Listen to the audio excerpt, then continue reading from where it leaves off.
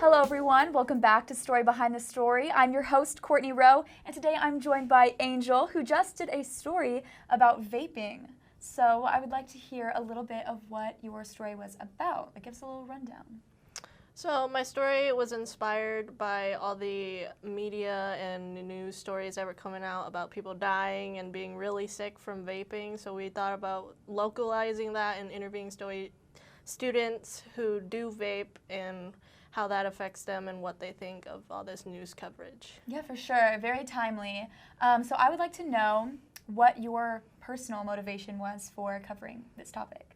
I didn't know very much about it, so it was really cool to research about the effects or the lack of information that we know about the effects and just talk to different students who have experienced it and use it and why they do it. Yeah, it's definitely a prominent thing in the youth of America today. So it's really good to have people like you who want to educate yourself and educate the rest of the population. I think that is very admirable. So you mentioned that you talked to a lot of people. You interviewed people from different spectrums and all around. So I would like to know what that experience was like interviewing all those people and if you learned anything unique about them or about vaping in general. I interviewed 2 sophomore guys who vape, or at least one currently vapes and one actually quit 3 weeks ago. And his motivation behind that was like he'd seen all the stories, didn't really think of anything, but then his dad was in the hospital and like the girl next door was getting lung transplants, so that just kind of opened up his eyes to how dangerous vaping may be. Mm-hmm. And I also interviewed an employee, Gino Cole, at Vapor Maven and just got his opinions and thoughts about vaping and how it affects people in general and specifically in the youth. So now I'm going to ask you a bit of a more personal question. Do you personally think that with all of this controversy surrounding juuling and e-cigarettes in general, do you think that they will start to decline, like the use of? Or what do you see for the future, if not that?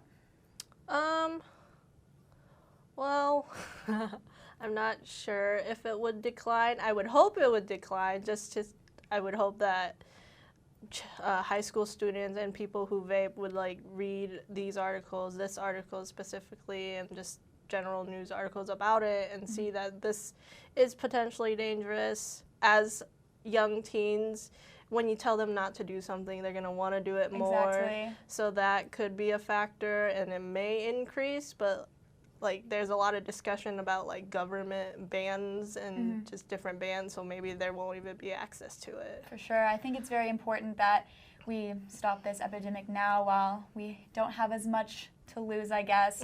But it is a very serious problem, and I'm really appreciative of you informing the rest of us at Northwest. So now to kind of close things off, what should we expect from you in regards to future stories? In the future, next week I'm writing The Human on Natalie Cote, and because she won this really big scholarship and she's doing lots of things, and it's really cool just to feature her and get to know her, and everybody should know her. So, for sure. Yeah. I can't wait to read it. Hope you all get the chance to check out Angel's story. Thank you so much for joining me, and thank you so much for watching.